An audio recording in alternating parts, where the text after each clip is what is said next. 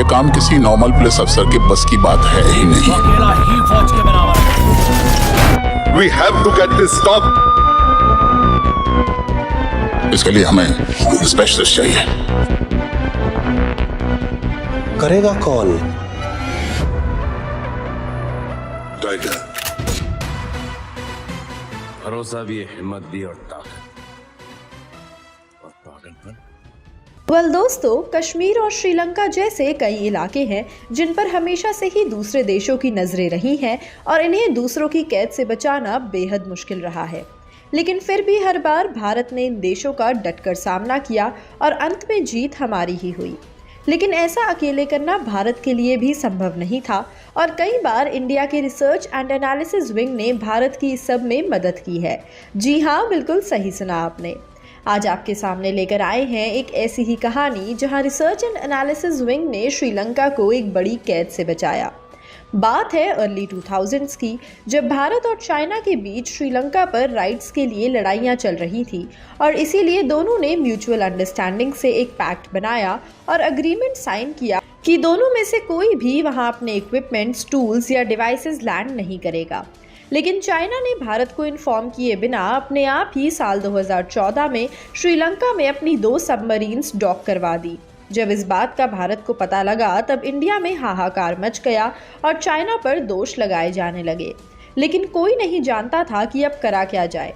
ऐसे में भारत की अथॉरिटीज़ ने रिसर्च एंड एनालिसिस विंग का सहारा लिया और उन्हें रिस्पॉन्सिबिलिटी दी इस सब से निपटने की।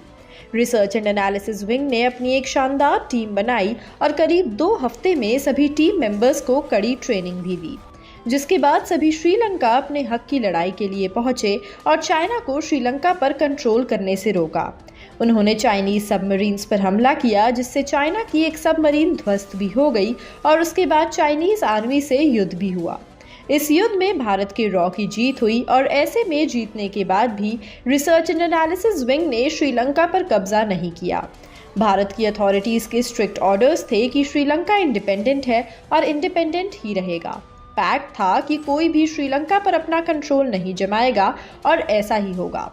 रिसर्च एंड एनालिसिस विंग ने श्रीलंका को चाइना की कैद से छुड़ाया, लेकिन खुद भी श्रीलंका पर कब्जा नहीं किया, बल्कि उन्हें प्रोटेक्शन प्रोवाइड की और ध्यान रखा कि कोई और श्रीलंका पर कब्जा जमाने ना आए, क्योंकि उस समय श्रीलंकन आर्मी इतनी स्ट्रॉन्ग नहीं थी। तो इस तरह भारत के रॉ ने श्रीलंका की मदद की और अपना पैक्ट भी फॉलो किया। दोस्तों, आपको भारत के रॉ की ये इंस्पायरिंग कहानी कैसी लगी, हमें कमेंट सेक्शन में ज़रूर बताइएगा। बता दें कि रॉ ने इसी तरह कई बार इंडिया की मदद की है और हर बार भारतवासियों का दिल भी जीता है। इस बार भी इस बात की बड़ी पॉसिबिलिटी है कि रॉ की ये बड़ी अचीवमेंट सिल्वर स्क्रीन पर दिखाई जाए। जी हाँ, बिल्कुल सही सुना आपने। जल्द ही रिलीज होने वाली सलमान खान और कैटरीना कैफ की मूवी टाइगर पार्ट 3 इसी तरह रॉ और इंटेलिजेंस कंपनीज और एजेंट्स की कहानियों पर आधारित सीरीज है और इस बार ऐसा पॉसिबल है कि मूवी में रिसर्च एंड एनालिसिस विंग की ये कहानी दिखाई जाए। अगर ऐसा होता है तो आप टाइगर 3 देखने के लिए एक्साइटेड होंगे या नहीं, हमें कमेंट्स में ज़रूर बताइएगा। दोस्तों, आज के लिए इतना ही। इसी के साथ मैं मासूमी बॉलीग्राज स्टूडियो से आपसे विदा लेती हूँ और आपसे जल्द ही दोबारा मुलाकात होगी एक और नई और इंटरेस्टिंग वीडियो के साथ।